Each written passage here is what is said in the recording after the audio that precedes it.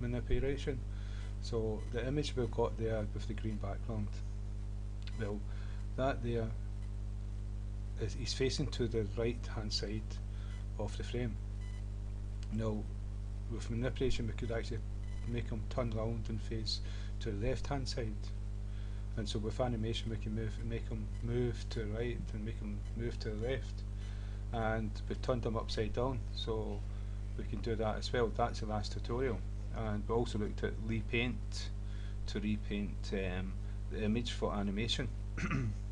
And that's in 1 second it repaints objects 60 times, and it calls a method called update, and we can manipulate this method for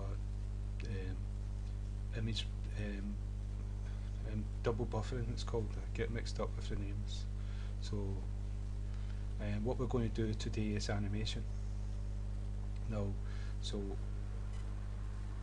if you can see, let's see if I go down. Right.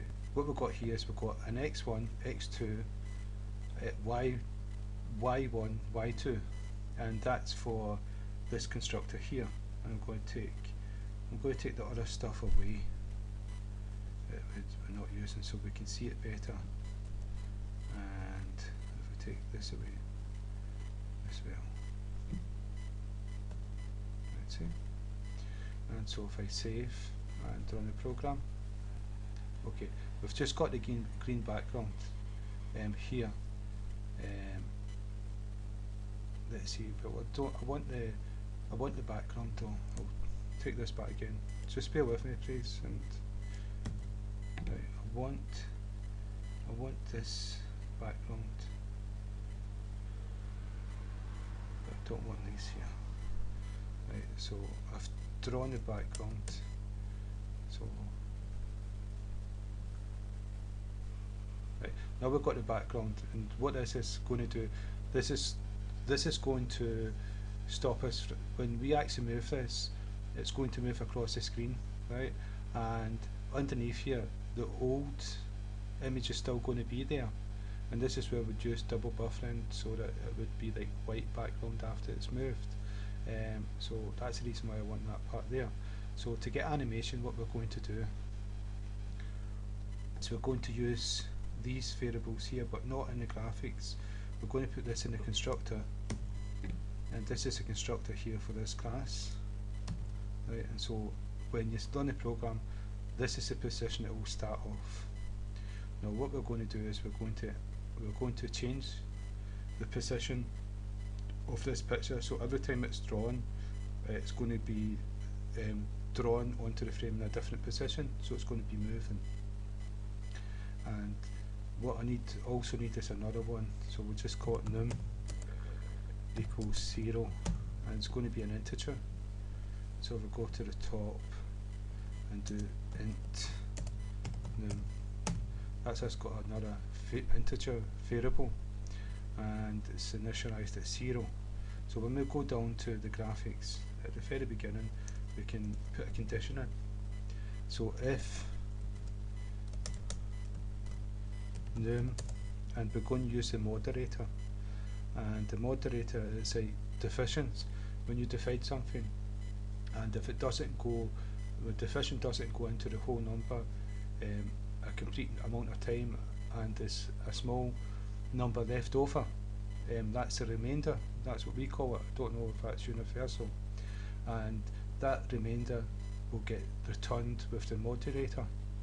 Well, if you use the deficient for Java programming or other programming, how many times that number goes into that whole number, or the number you're dividing into, will be returned, but the remainder will not be returned. So we're going to use the moderator, and it's a percentage sign. So 100, and I will explain all this, equals 0, and we're going to have a wee piece of code here. So what we're saying here is that if number, if 100 can go to number without leaving a remainder, and that means this would return 0, then do this code inside here. And what I'll do is I'll just show you, and we'll just put num in here. Right, so we're going to print out this value of num, and just to show you what's happening. So that's us, we're not done animate yet. It's going to appear, well, it should appear if it's working right. And that's, yeah, so you've got 0, 0, 0, 0, it's returning 0. Right, I've got to increment. Right, before this I've got to go num equals num plus 1. And instead of doing the increment sign, I'm just doing this in case this is someone's first tutorial and have not seen the increment, the plus to increment, so they'll be able to see that num plus 1 will equal num, which will be the new number. So it's going to, one, every time this goes around, it's going to be added, one's going to be added here. And so if I run a program, and we'll just wait, and it'll begin to, this will begin to appear. And you can see it's going up every single 100. So it starts at 100, 200, 300. And the reason why I'm doing that is because it's going to update, it's going to redraw the image every 60 times a second, so that would be so fast it would just run off the screen. So it's going to do this every 100 times that Repaint draws. It's going to do the code inside here once. And so what we're going to do here, I'm going to take that away. That was just to show you what was happening, what this code was doing. So we're going to do x1 equals x1 plus 1. So we're going to add 1 to x1, and we're going to add 1 to x2 equals x2 plus 1. So the position of x1 is going to change, and x2, so the image is going to move across the screen. And so that's x1 there, and that's x2. And so if I run the program, you can see it's moving across the screen. That's animation. If I take that background away, you'll see that the old image is still there. So if I stop this, and if I take this away here, this is the background.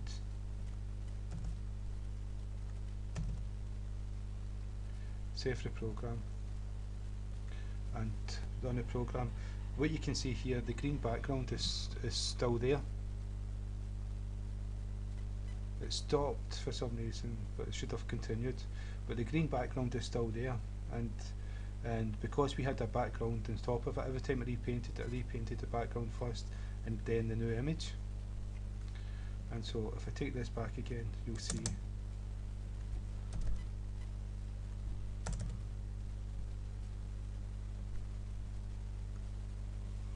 now you can see that this side is not, it's moving.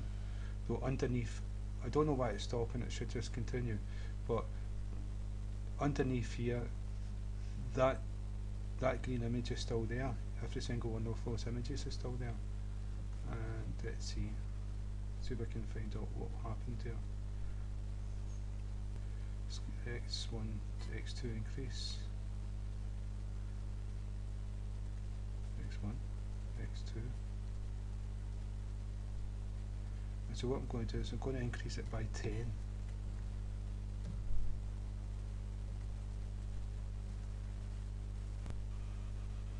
You see it's moving faster. It's because it's moving 10 at a time. I'm going to increase it by 50.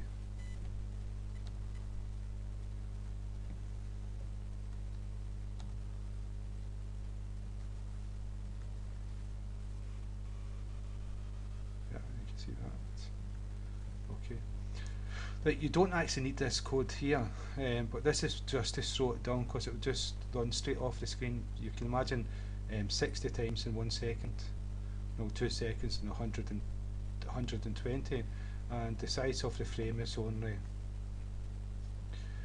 450, so it'll be off before you know it, just a couple of seconds. So it's just done that code there, so to slow it down. And so if we just do this like 2 and this 2 as well, Right, and this will only increment when this condition is met. So I don't know what happened when it stopped. It was something to do with this condition that we set, but we're going to continue. So what I want to show you is that we've got 450, but once we get to 450, we don't want it to go off the screen. We want it to bounce back again. Okay, and so if I save this and run the program and see if it's still working. I want to see if it's going to stop. I hope it doesn't. Yeah, it's going to keep going to the end.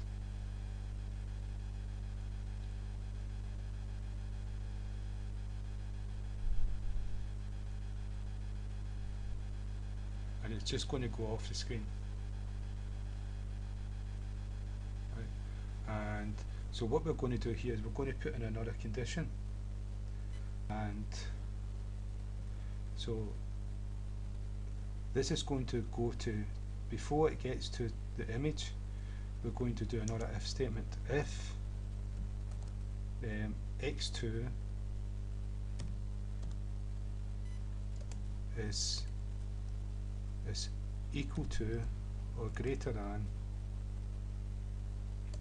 what was it, 450? I think it was 450. Then a wee block of code. What we're going to do is we're going to say x2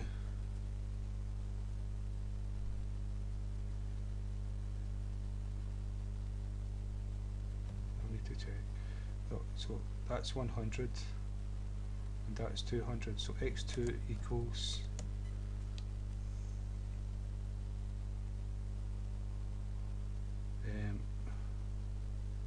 100 and x1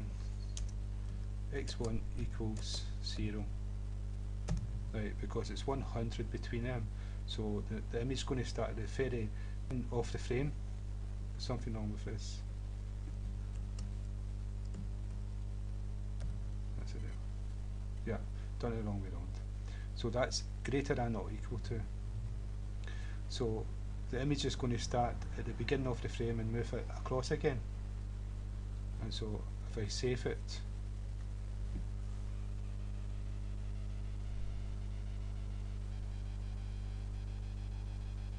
it should actually go to the end and then start at the very beginning.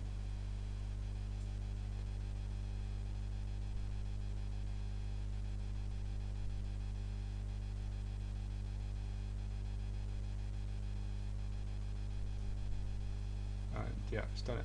But 450 was off the screen, so the reason why that happened is because it was 450, and so we would actually make that a little bit smaller. But what we can do also is that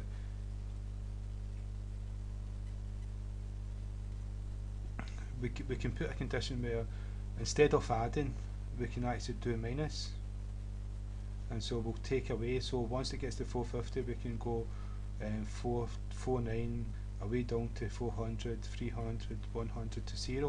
And when it gets to 0, we can go start building up to 450 again. But that's animation. I'll continue with the animation. I don't want this tutorial to be too long, so that was for it moving across the screen. What I'll do is I'll take away the green background. If I can make this smaller, yeah. Here, see the green background, I can take that argument away, save the program. Now it's a wee character with no background that's moving across the screen. And remember, these parts here is and up there is that we didn't cut the image out of that sprite sheet. This sprite was, we took a wee bit of that sprite and a wee bit of that sprite out of it by mistake, but we'd easily enough sort that, and so then it'll move to the very beginning again. So once it got there, we can actually use the code to move to the left and bounce off instead of starting at 0. And so I hope that's been of some use, and